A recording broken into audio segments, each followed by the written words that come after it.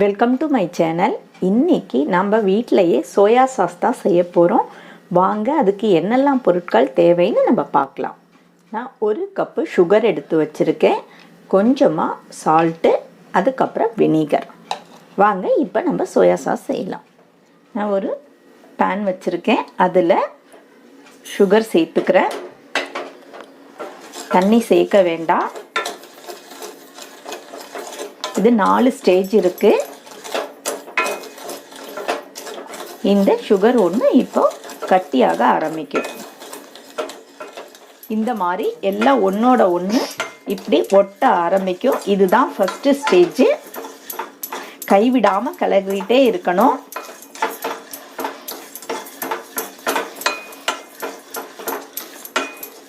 இப்போ எல்லாம் இந்த மாதிரி ஆயிடுச்சு பாருங்கள். இதுதான் ஃபஸ்ட்டு ஸ்டேஜ். இனி இதெல்லாம் உருக ஆரம்பிக்கும். இப்போ எல்லாம் நல்லா உருக ஆரம்பிச்சிருச்சு. இது செகண்ட் ஸ்டேஜ்.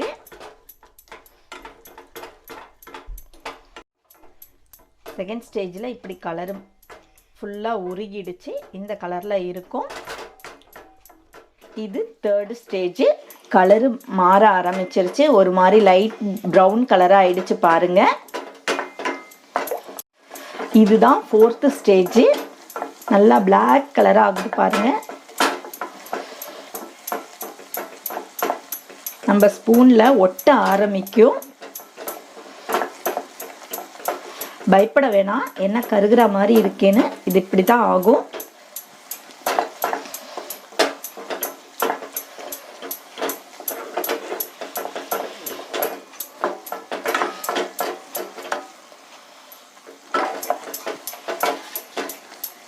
நான் அடுப்பை ஆஃப் பண்ணிக்கிறேன்.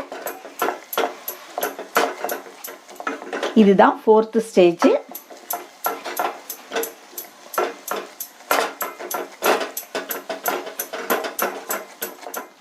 இதில் நம்ம சுகர் அளந்த அதே கப்பால் 2 கப்பு நான் தண்ணி சேர்த்துக்கிறேன்.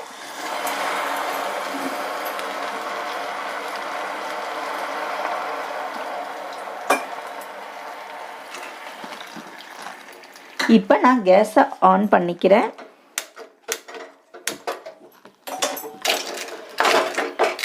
பயப்பட வேண்டாம், இந்த மாதிரி தான் இருக்கும்.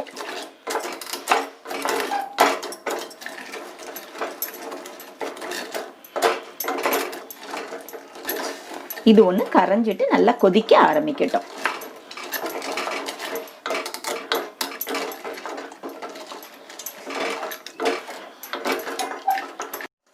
இப்போது கட்டியாக இருந்தது எல்லாமே கரைஞ்சிருச்சு, உங்களுக்கு பார்த்தா தெரியும்.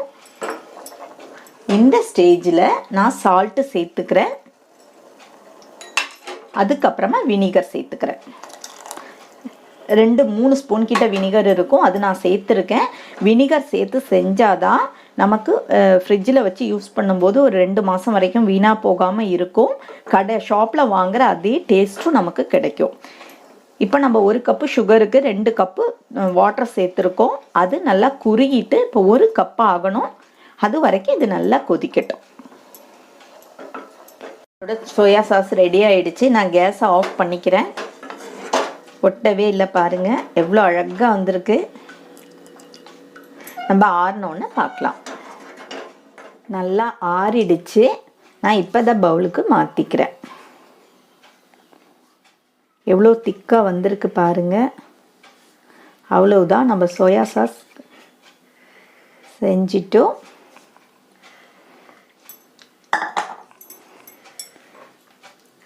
இதே மாதிரி இதே அளவுகளோடு செஞ்சு பாருங்கள். என்னோடய சேனல் உங்களுக்கு பிடிச்சிருந்ததுன்னா சப்ஸ்கிரைப் பண்ணிக்கோங்க. கூடவே இருக்கிற பெல் பட்டனும் கிளிக் பண்ணிக்கோங்க. அடுத்த வீடியோவில் பார்க்கலாம். பாய்.